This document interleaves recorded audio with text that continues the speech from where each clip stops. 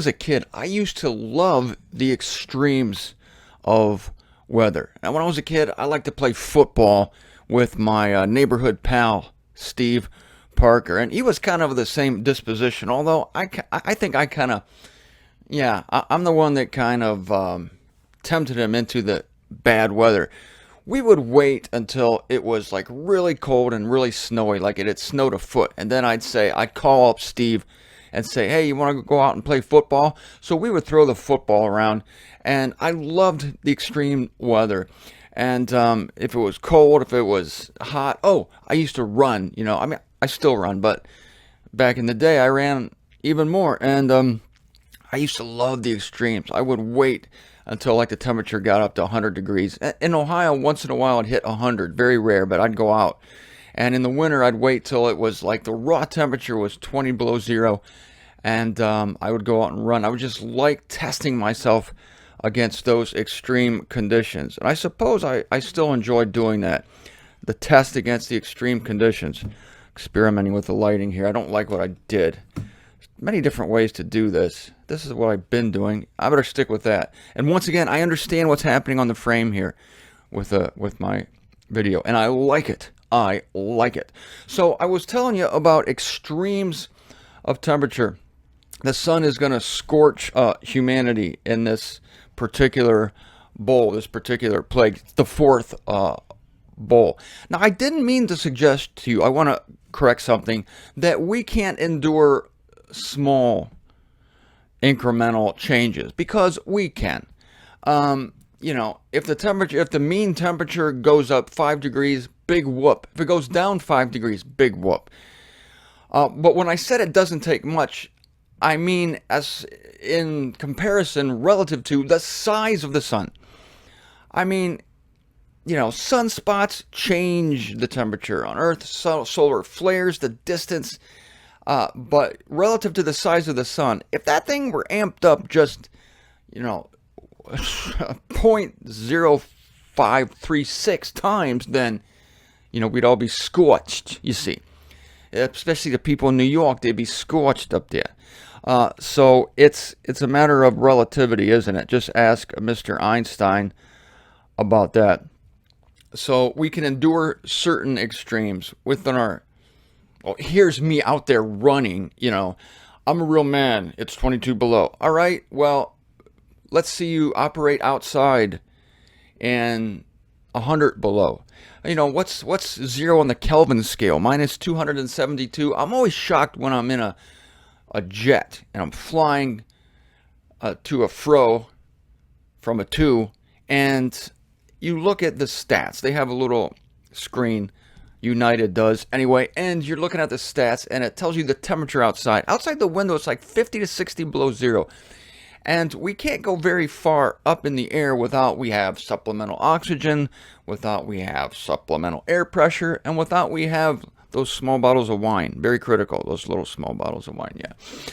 Must have those. And so we cannot survive at that altitude without oxygen, warmth, and wine. So we're very fragile, we human beings. So I'm running yesterday, and I had another thought. I'm still having little PS,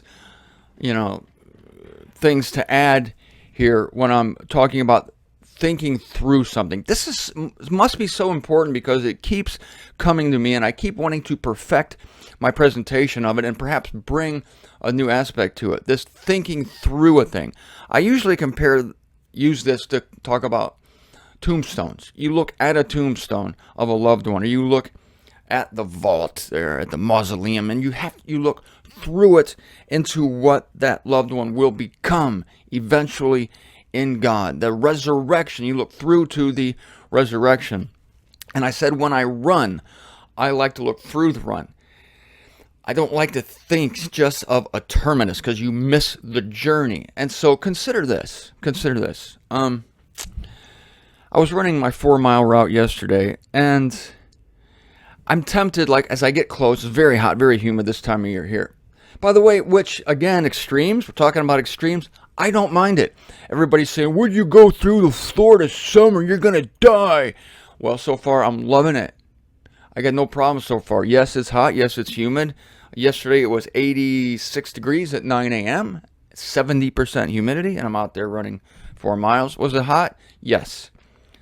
Was I glad to get back home so I could get in the air conditioner? And no, I get in front of my fan here. Sure, I was. But let me tell you about this through thinking. So I'm running yesterday, and I try not to have this terminus mentality. So I think, am I able to run another 3 miles? If I get to the end of my 4-mile route, am I able to go another 3? Now, since I know this is a 4-mile route, I want to make a spiritual point here.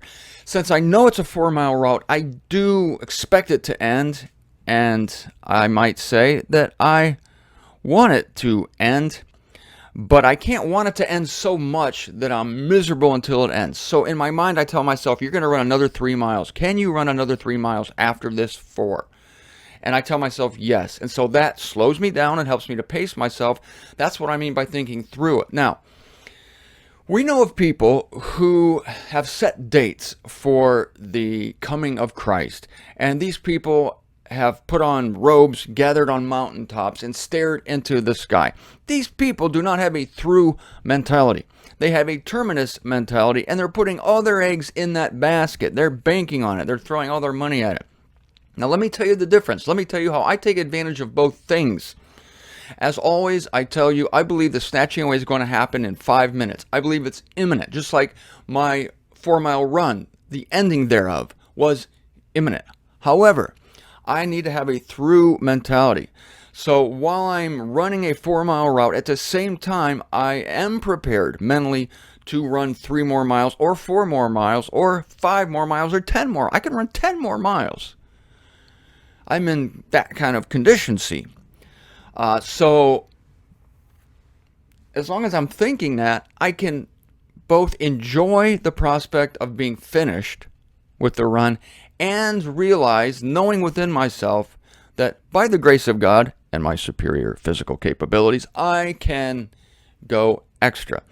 This is helpful for us in thinking about the age we're in. We're in the terminal age. We're in the age that is going to see this eon end. So it's very tempting to have a terminus mentality.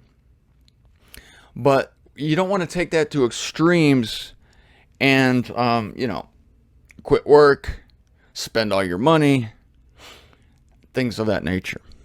So you want to anticipate it and believe it's going to happen,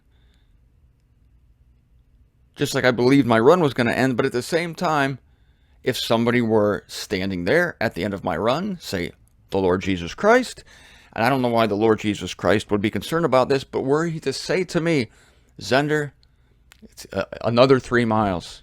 Yes, Lord, I go another 3 miles because I'm prepared to go another 3 miles, and I'm also prepared to quit.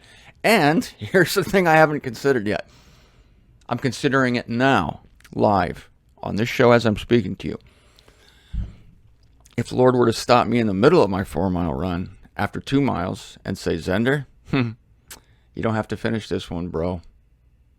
What do you mean? We're done. We're done here. Our business is concluded. And Eon 3, are you with me? Yes. You'll rescue me. But I'm not going to do that myself.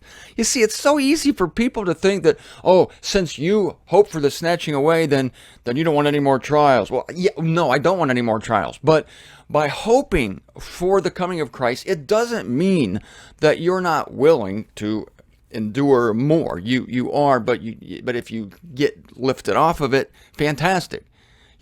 I never cut corners when I'm running, and this is literal. If there's a street, let me see. Here's the road. If you're watching on the laundry cam, if there's a corner, like I'm ready to turn a corner here, if there's a street lamp, like right here on the corner of the road, I will go around. I won't cut inside of it. I don't cheat. I am not a cheater in life. I don't cheat at anything. So I will go the extra. I will do the hard thing. I will do it the hard way. I won't cut corners. I'll do it right, and I'll make sure that when it's done, that I've left nothing undone. I'm kind of rabid about this, and I suggest, not everybody's the same. I could exhort you. For instance, when I bicycled across the United States, twice. I did it once in 1980, once in 1984. But in 1980, I bicycled from Los Angeles to Boston. And to make sure that I left nothing undone, I dipped my back wheel in the Pacific Ocean, the back wheel of my bicycle. And then when I got to Boston Harbor in Massachusetts 46 days later, I dipped my front wheel into the Atlantic Ocean. And I was obsessed about covering every inch under my own power. People would say to me, "Did you cheat? Did you take rides?" What am I doing out there? If I'm going to cheat, I might as well stay home or just drive across the country. No, I'm out to bicycle across the country. So by God, that's what I'm going to do. So look, we are here to suffer evils. Thanks, Lord. But, hey, it's all going to pay dividends. We are here to endure things, and we will not endure one less thing than God intends for us to endure. By wishing for the snatching away, by wishing for the coming of Christ, you're not going to bring it a minute sooner. Some people are actually worried about this. What if I pray and Jesus comes? Well, he's not going to trash his itinerary because you prayed and you happened to pray with fervor and the lighting in your room was right and you got in the right mood. Don't worry about it. God's plans don't depend on your prayers or lack thereof. Don't need to worry about that. So just live your life. I had not planned on spending this whole time talking about it. But, hey, I feel good about it. It's something that's been on my mind, and it's something that I believe will be helpful to you. How to live in this really rare time in history where we're considering the end of the wicked eons and the beginning of the new eons. And it's tempting to be like a horse that gets close to the barn. The horse senses that it's close to home, and then it picks up the pace, Oh, go get home. The barn's up there. It's right up there. And we don't want to be that. We don't want to do that. We want to just take it easy. Stay cool. The end is near. Yes, the finish is around the corner. But do you have a through mentality if you need it? And are you able to cut it all short, to leave it all here, should Jesus Christ return today? Are you holding loosely enough to your plans, your passions, your goals, all legitimate plans, passions, and goals, and yet let them go? If the Lord would come to me in the middle of my 4-mile run and say, "That's it, Zender," I guarantee you I would not say, I'd really like to finish this run. I'm working on the abs here, so it is, No. Where do you see my abs in the resurrection? I'll show you my abs if you show me yours.